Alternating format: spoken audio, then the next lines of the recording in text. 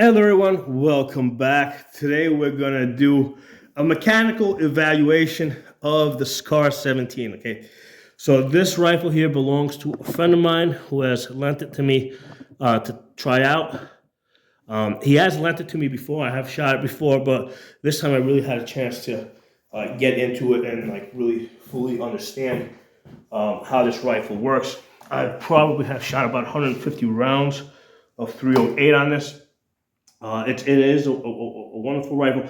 The recoil is very heavy. Okay, part of the reason for that, first of all, it's light, right? It's only without the optic. This thing weighs 8 pounds, so that means there's not a whole lot of mass here to pick up that recoil. But it also has a very light recoil spring. Okay, and I can pretty much work this with one finger. So on my AR-10, I mean, the recoil spring is much stiffer, so that's picking up a lot more of the recoil. Now, it also slams the bolt forward in the way that the SCAR is not going to slam it forward, okay? But what that means is, like with the AR-10, it tends to spread out the recoil. You know, it slows it down going back, and then it slams forward. With this one, it doesn't slam forward at all, I think, but I think that it kicks back really hard, so it's a really sharp kick. Okay, so one of the interesting things about the SCAR 17S is that this is a piston-driven system, right? As opposed to a direct impingement where the gas comes all the way back into the bolt and vents out. Here, you know, when the bullet comes up, the gas comes up through the vent hole here. And there's a gas valve here with two positions, and what it does, it hits the piston here, and then the piston pushes the bolt back. So what that means is the gas stays in this area here. So despite all the shooting that I have done on this, I mean, the bolt is like, you know, I mean, it looks like it hasn't been shot at all. Okay, like usually with an AR-15, I'll shoot, you know, I'll clean it, I'll shoot 10 rounds on it, and the bolt's already got like, you know, fouling on it, right? I mean, that's not terrible, but I mean, you know that bolt has been shot after you even shoot it once, you know, one or two shots on it. With this bolt, I mean, you can't tell if it's been shot or not, you know, even though I've shot 150 rounds on it.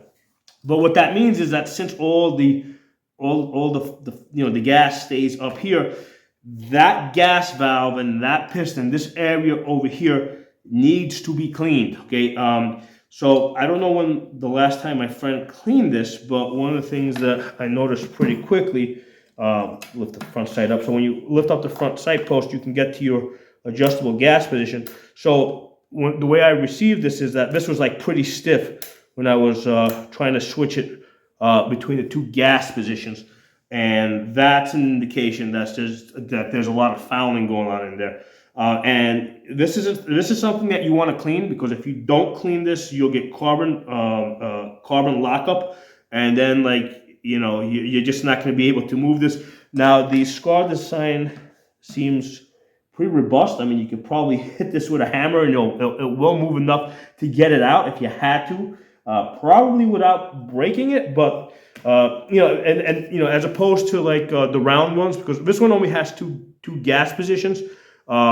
If you install an aftermarket one where you have more gas positions that are completely round, yeah, if those foul, I mean, you know, I mean, if those get stuck, I mean, those are going to be a little bit harder to get out. Okay, so that's why I'm starting in this area, because this is the area that needs to be cleaned. Okay, and what's going to tend to happen is if you're coming into this from like an AR-15 background, your focus is going to be cleaning back here, as opposed to cleaning up here, and the opposite's true here.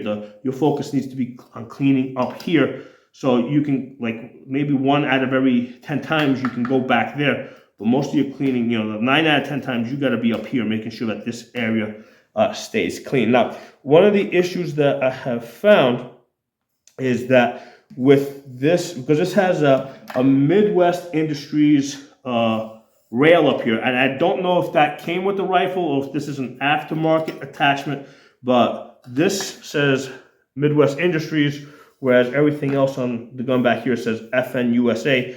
So I don't know if my friend added this or if this is something that that scar bought from Midwest Industries and put on the gun. So I don't know the answer to that, but what I do know is that it's not a perfect matchup in the sense that in order to remove in order to get the gas valve out, what I had to do is I had to basically remove this. Okay, so there's four screws here, 1, 2, 3, and then there's a fourth one back here. Okay, the reason for that is because when you turn the valve all the way to the 9 o'clock position, right, when you're looking down the barrel from behind the gun, when you go all the way to the 9 o'clock position, this valve is not going to turn all the way, right, in order for you to be able to get the valve out. So that's what makes me think that this rail up here might be aftermarket. Now, let me say this. When I received this from my friend, he had this in the 12 o'clock position, as is right now, which is like standard. When you go to 2 o'clock, right there, that's your suppressor position. The gun works fine there, okay? I get like consistent lockbacks on the last round. I mean, it never did not lock back on me on the last round. So the gun works fine in the reduced gas setting. So there's no reason not to shoot it in the reduced gas setting. Number one, the recoil is going to be less, and the gun's going to beat itself up less, okay? So if you can get away with shooting this in a suppressed gas position setting, definitely shoot it in the suppressed gas position setting, okay? So to clean this, that's 12, and then there's an indent over here, right? There's a little indent there. You can just push that in with your fingernail, right? If you push that in with your fingernail, a little bit more. There you go. Okay, push that in with your fingernail, and this will rotate to the 9 o'clock position right there from when you're looking down the barrel, okay? So if it wasn't for the interference that I'm getting from the rail over here, I would be able to just pull this forward, okay? But I can't, okay? So this seems like almost like a tolerance issue, because I don't see why Midwest Industries, like, just all I had to do was take it down like maybe even less than 1/8 of an inch, and you would have been easily able to pull the gas valve forward and clean it without having to mess with these screws over here and take the screws out. Okay, so yeah, right now I can't pull this out. Earlier I did clean it, right? So I had to remove the screws. There's four screws up here, and then one back here. I removed the screws because, like I said, it seemed like it was a little, like it was starting to stick a little bit. So I got it nice and clean for my buddy. So we're not going to do that now. But once if you need to, you remove this. You turn this to the 9 o'clock position. Pull that forward. Okay. You pull that out. You clean that. And then what you're going to do is you need to get the plunger out of there. To get the plunger out of there, all you gotta do is just lock the gun open. Back. Lock the gun open. And then what you do is, once you pull the bolt back, you just take an Allen key and you stick the Allen key right in there, and you'll find the back of the gas piston, and you just push that forward, okay, and then the piston will pop out, okay, and basically there's gas rings that hold in place. So when you push it forward, it should just like pop out, or you can like even face it down like this and push it forward, and they'll come right out. And then what you're gonna do is you're gonna, you clean the gas valve, clean the piston. I mean, this piston had a whole bunch of like soot on it and stuff like that, so I got it nice and clean. And then you can take some like gun blaster or brake cleaner with a straw, right? And then spray that through the back of the piston hole here, and you can clean that out, and get that all nice and clean. Okay. So then when you're done with that, just push your piston in. And by the way, there is a hole in here, right? You see, so the piston should be able to come all the way through. Okay. If you don't remove it. So I mean, the fact that they got this hole here for the piston to come through indicates to me is that Midwest Industries intended for you to be able to pull out this gas valve without having to remove all this. So this is purely a tolerance issue. What I will advise my friend when I see him is that he should probably just take a Dremel and just Dremel this down a little bit here, like a little notch in there, so that he can get his gas valve and then just like paint that over. But that's his business. I'm not gonna do that. Last thing I'm gonna do is I'm not gonna scratch up his $4,000 gun. Okay, so he's gonna have to do that. He wants to do that. So anyway, right now let's push this back to the 2 o'clock position for suppress because like I said, it's working reliably. So that's the first thing I want to get out of the way. The gas valve. You're gonna have to clean it. Okay, so let's close the gun for a second here. Okay, so let's take the lower off. Talk about that. Pull that out. Right. So you pull the pin up. Pull this forward and down. So this is there. You go. So yeah, this pulls down from the front. So basically, this is really light. This whole gun I think weighs without the optic weighs like 8 pounds. Most of that weight savings is probably going to come from this thing, which is I don't know how heavy it is, but it's probably less than a pound. So this thing's extremely light. It only has 1 pin in the front that holds it in place, so it's a little simpler than the AR design. Well, it has this little notch in the back here that kind of locks into place. The first thing that caught my eye on this is the safety. Okay, so the safety is the 45 degree, which seems a little awkward to me. Mainly, first because of 45 degree, but also it seems like it's a little bit short. Because a lot of times I found myself, especially when I'm trying to go back at the safe position, I found myself like kind of slipping a little bit. So I don't love the safety. I suppose maybe I could get used to it. But the other thing that stood out to me is this safety selector is a 3-piece design, okay, as opposed to the AR, which typically is a 1-piece design, or if it's an ambi, well, they actually make it 1 piece where, you know, without the ambi, 2 pieces, which I prefer, and then they also have 3 pieces, which is the same as this. What I mean by 3 pieces is that you have the bar that goes across, and then the lever itself basically, like on an AR, will screw in over here, and then you might have one that screws on over there. Normally you don't want it screwing on the other side. But this one, it's got screws on both sides, right? Screw there and screw there. So the issue with this is, especially with a gun that recoils a lot, if this screw falls out, right, on this side, right, well, this is going to fall off. So now, yeah, at least you still got this side. But then if that screw comes out, well, now you don't have a safety selector on either side, okay? So that's why I don't like the 3-piece safety selectors.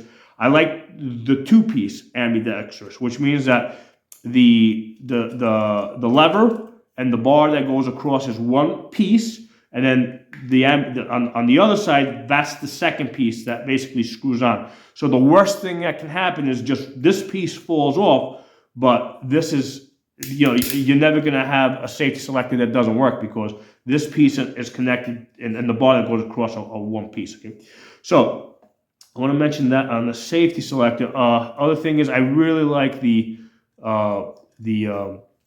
hammer spring design. It looks like it's really tough. You can see how it's like a coil spring in there. That is a really robust hammer spring. On AR9s, which basically use AR-15 trigger groups, I have broken hammer springs, especially on the AR9s, which are a little bit more brutal because it's a direct blowback. I have broken hammer springs. I have broken hammer pins on ARs. This spring doesn't look like it will ever break, and these pins, they look also very robust.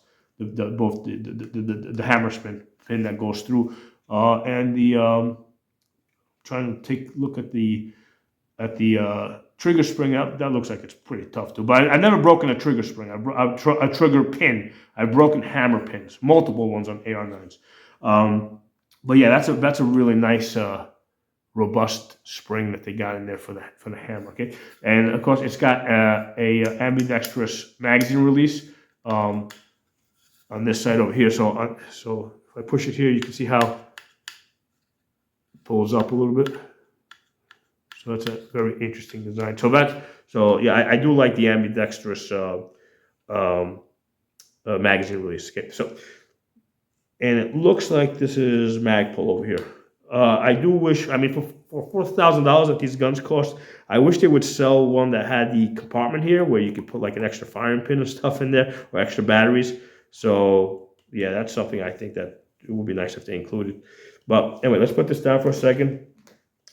Put this aside. All right. So next thing we're going to talk about is the UGG boot, right? The stock here, which basically just slides down. Okay. So yeah, basically there's the release. You can see how this thing opens up. Okay. So one of the interesting things here is this piece right here, right? See this piece right here? Okay. That piece right there is the only thing that stops this bolt. Because when this bolt moves back, okay, right now you see where my thumb in the back is? That's coming back and it's hitting my thumb, okay? So if you get a scar, one of the things that you want to pay attention to is this piece right here. Make sure it's not cracking. I mean, like I said, I know it's been military tested, but this piece over here is what stops your bolt, okay? All right, now let's pull out the recoil spring. You got to basically pull it down and push the bolt back. So this recoil spring here, right? You see that rubber back there? Well, that's what's making contact with that, okay? So if you got a SCAR 17, you want to pay attention to this rubber. If you see it starting to wear down, in fact, I would recommend that you probably, if you're a SCAR 17 guy, get a couple extra recoil springs as backups. This rubber here, I definitely see that as something that can possibly chew itself up. My Lynx 12 AK shotgun has a similar rubber piece over here, and by 10,000 rounds, I had chewed this thing up. Okay, now it's a little bit different than this design, but still, you know, I'm glad because the Lynx 12 has been discontinued. I'm glad I bought a whole bunch of these, a whole bunch of these extra rubber stoppers back here. Other thing to pay attention to is that the recoil spring itself, first of all, it's pretty light. I mean, it's like, I forget how this thing goes. I'm trying to compress it, but let me not do that. Let me get the bolt out. But the point I was going to make is that the power on this seems to be like a pistol almost, okay? So if I was to guess at something that might break, I mean, I would say with a lot, especially with the heavy recoil of the SCAR 17, I can definitely see this recoil spring breaking over time. On the AK-47, okay, I have broken the recoil spring, okay, like snapped in half. And you know, as a result, I think it broke within at about 10,000 rounds. AR-15s, basically those recoil springs are very robust. With all this, I have one AR I completely shot out the barrel at around 22,000 rounds. The recoil spring on that was like new. Okay, it's just ARs have very thick, robust recoil springs. They might get a little bit weaker over time, but I've never heard of anybody actually breaking one. AK-47, I've broken the recoil springs. This looks like I would definitely have an extra recoil spring if you're a SCAR 17 guy, okay? Let's get the bolt out. So push the bolt out. So this is where this is ambidextrous. When you pull it back here, this charging handle can go to either side, okay? So one of the issues with the SCAR 17 is that this charging handle, which runs back and forth, I mean, never mind it might interfere with your hand. If you've got optics up here, it's going to interfere with your optics. Because right now, like this ACOG here has these Frankenstein bolts. So there's no way that you can have... There's no way that this charging handle can be on the same side as these Frankenstein bolts, because you're just going to keep hitting your hand, okay? So that's why this, on this setup, has to be on the other side. Now, I know you can't. They do sell aftermarket mounts, and that's what I would definitely recommend if you get an ACOG. However, the ACOG, which is like a 3.5x, is not thick. If you get because remember, this is an AR-10. I mean, you can get your plan might be to shoot 1,000 yards with this, okay? In which case, you might get a larger scope that maybe has like a like my 5 to 25 by 56. The bell is about that big. It's a much bigger scope. I don't care which side you put the charging handle on. Okay, you're going to have interference when you're trying to charge this. Okay, so that's one of the things to be aware of with the SCAR 17. The charging handle is really high up near this rail over here. Okay, so regardless whether it's left side or right side, if you put a big enough scope on top of the gun, you're going to have interference. Okay, so let's pull that back. Okay, so let's put this to the side. So that's the here, should I pull this out? Basically, that can insert there if you want it right side, or you can insert there if you want it left side. Okay. All right. So this bolt carrier design looks very similar to an AK-47 design to me. Okay. So this kind of almost like a hybrid. It's like the it's like somebody looked at an AK-47 and said, okay, how can we make this design better, right? I mean, that's kind of what this reminds me of, because I think they did this the right way.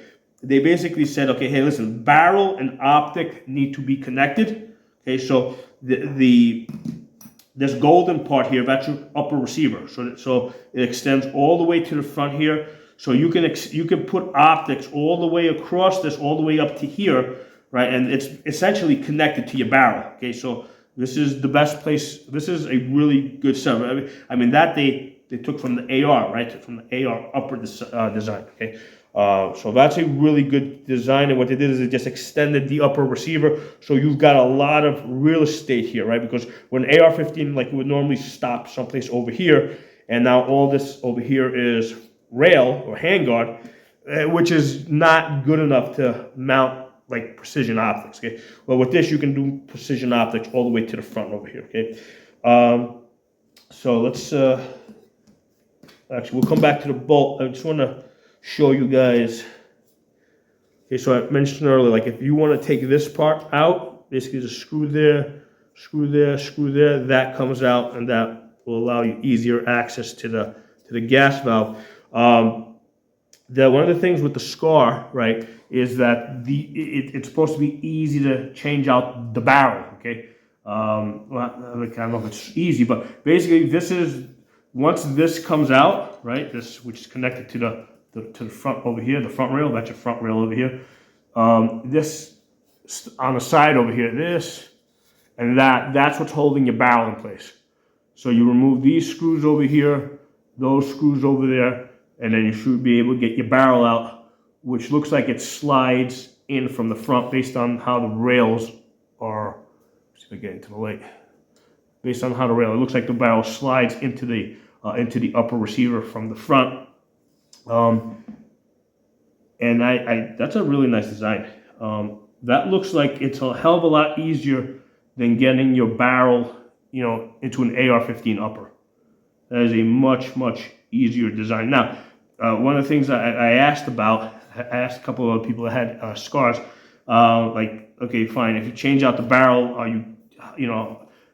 how much is the zero on your optic going to change? I mean, yeah, they said it can change anywhere from 1 MOA to 2 MOA. You got to re-zero. If you change out your barrel, I mean, don't believe the hype that the company might say where you don't have to re-zero. I mean, you can be off by as much as 2 MOA. Okay.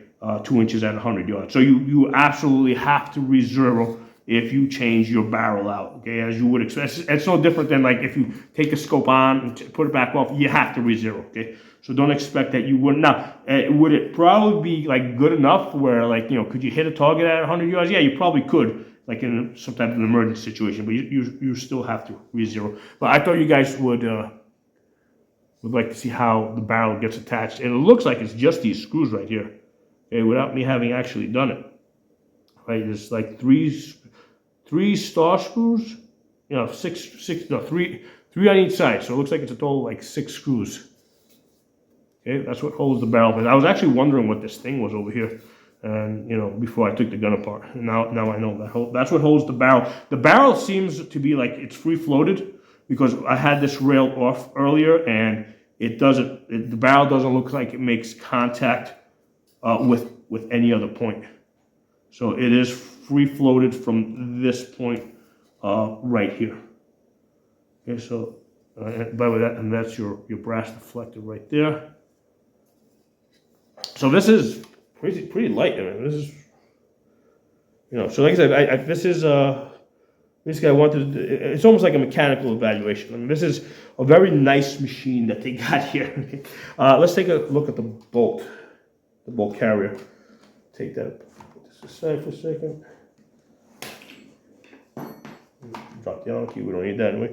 Let's move this here. So what I wanted to show you guys earlier, the recoil spring inserts into that hole right there, and it comes through like that, right? Keep you guys right angle right there. So that's how that works. Right, so that your recoil spring comes through that hole right there. So this is definitely, like, if I had to, like if I was stocking up on parts and I was like, okay, what's the part that's most, one of the parts that's likely to break? I mean, this would be it. I would get extra this. Okay. Now, incidentally, on the original scars, right?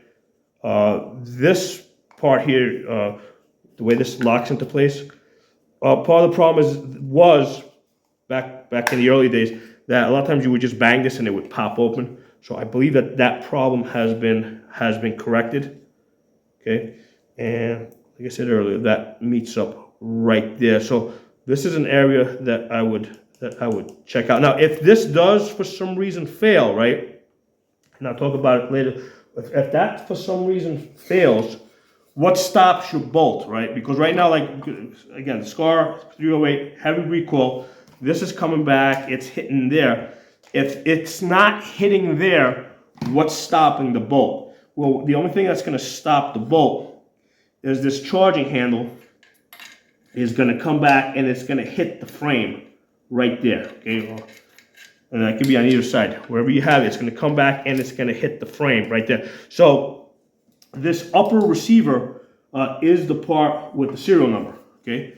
So if that fails for some reason, then you have this charging handle that's coming back and it's hitting this, and now you're doing damage to the part with the serial number. Basically, this is the gun right here, the gold part. The part with serial number is the gun, not the lower. There's no serial numbers on the lower. You should be able to buy this online, okay? You know, this part here, there's no serial numbers on that. So this is just a piece of plastic with a few mechanical pieces in it. You know, there's a piece of plastic with a trigger group in it, basically. This thing over here is the gun with the serial number. So just pay attention to that, because if the recoil spring hitting there starts failing, the charging handle is going to come back and it's going to hit there. When the gun is working properly, this never hits the back. So when you pull the bolt back, it will never make contact with the back over here. Okay, so if it does start making contact with the back, yeah, I mean, you know, take a closer look and see why. Let's move you over here. Let's take this bolt apart. So take the bolt apart. There's a pin over here. You can use your charging handle to just push that out. Yeah, so this side.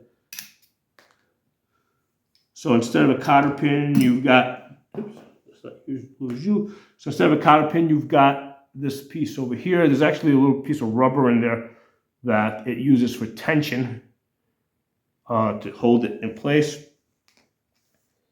Put you out there. So there's a cam pin over here. Get the cam pin out. Oh, first the firing pin has to come out first, and then the cam pin can come out. Like, why isn't the cam pin coming out? Okay, there's the cam pin, and there's the bolt. So bolt, very robust. I mean, that looks like a very nice thick bolt. Okay, so firing pin, very interesting design. Hold it here so you guys can see it. So the firing pin, it's got like a piece there, so that actually stops right there when it hits the bolt. That makes contact there, and then the where are you? This pin is gonna go right there. Okay, so that's where you got That notch stops there, that notch goes there. So definitely recommend that you get an extra firing pin, even though this looks pretty thick, the firing pins break. I'm just curious, will this fit in the, would it fit here? No, that wouldn't even fit there, it's too big. Yeah, but anyway, if you had a compartment here, you could put like batteries and stuff in there, but you won't be able to get an extra firing pin in there.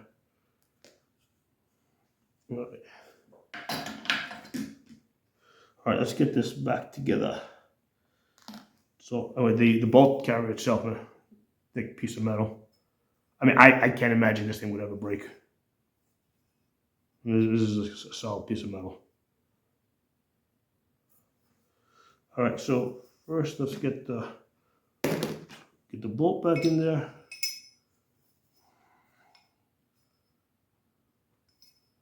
And you can actually see which is the thicker side and which is the thinner side. I think this is the thicker side right here. Okay. Drop the cam in there. Put the firing pin in. That goes in there. Then you take this piece here, that goes in there. And the bolt back together. So there's a nice, basically you can see these lines over here, that's what matches, that basically matches up to the upper receiver. All right, so let's get this boy back together.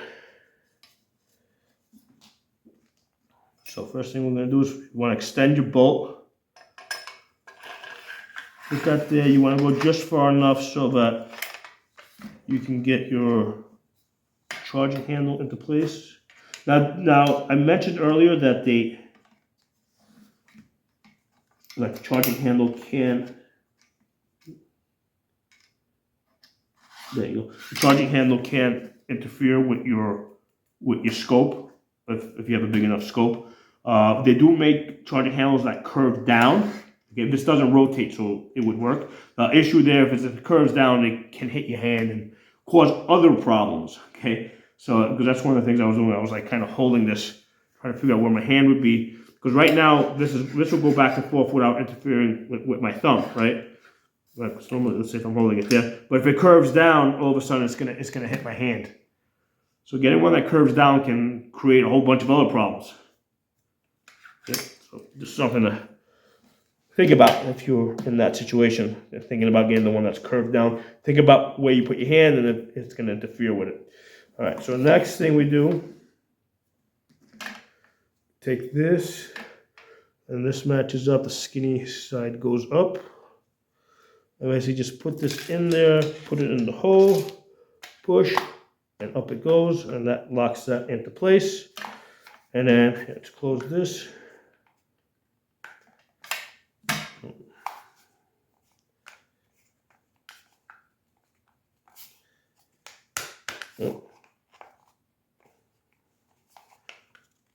There it goes. Okay, it's got to squeeze harder. Okay, so but taking a quick look, this has a piece that comes up for your cheek. So that's pretty cool, and then from here it extends up. So let's slide. Whoop. Now, if you're having any interference, like this thing stops sliding, just push on the plastic over here. Oops, I'm gonna do it again so you guys can see it. If you're pushing up and it gets stuck, just push right there in the plastic where my middle finger is, and now I'll get that to go all the way up. And then back first. And let's slide back.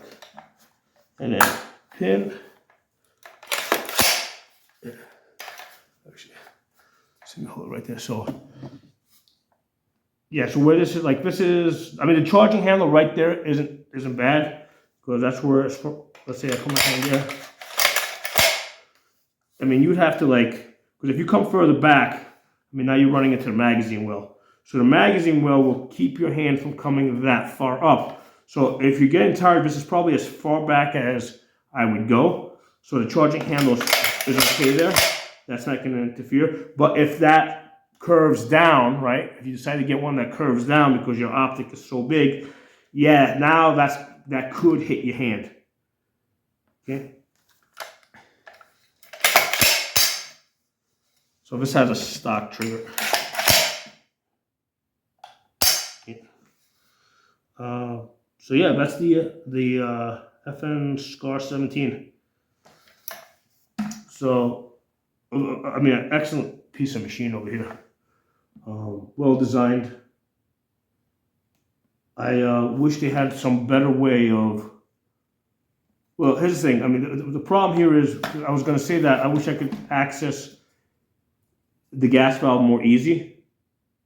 So that makes me think, hey, I wish the screws were. I wish I didn't have to need tools to remove these screws here, but you shouldn't need to, right? This seems like this should have been cut down just a little bit more over here to allow me to flip the gas valve over. So I think that's more of an issue with the rail over here being slightly out of tolerance, where I need to, you know, where I had to remove this this rail in order to get the gas valve all the way into the 10 o'clock position, or 9 o'clock position rather. Okay. So it does have some nice points here where you can put hooks. Hooks there, hooks back here, hooks here, hooks here. Lots of loops. They're loops so that you could put hooks if you wanted to. It looks like this might be an older style, an older model, because it's got a combination of T-Mod and M-Lock. I'm sure by now they've got all M-Lock. There are no QD points built into it. I would have liked to. Now, here's the thing with the QD points that are usually built into the aluminum rails. You know, even if it's nice if they're there, like for occasionally using the aluminum QD points. The thing is, if you use them a lot, they're going to wear out because aluminum's soft. So I will usually put an M-Lock, you know, an M-Lock QD point here for a sling. But on the back, on the stock, there's no reason why they couldn't have given us a QD point in the stock. I would have liked one right there. Even over here, you know, one here and one here would have been nice. So they should. It would have been nice if FN gave us some QD points in the back for the stock. Now, granted, a lot of people are going to want to use, especially, you know, I understand why, because a lot of people are going to want to fold this up, and if they're going to carry it, they get, you know, whatever. But I would have liked the option of having a QD point. There you go, a QD point on the stock itself in the back.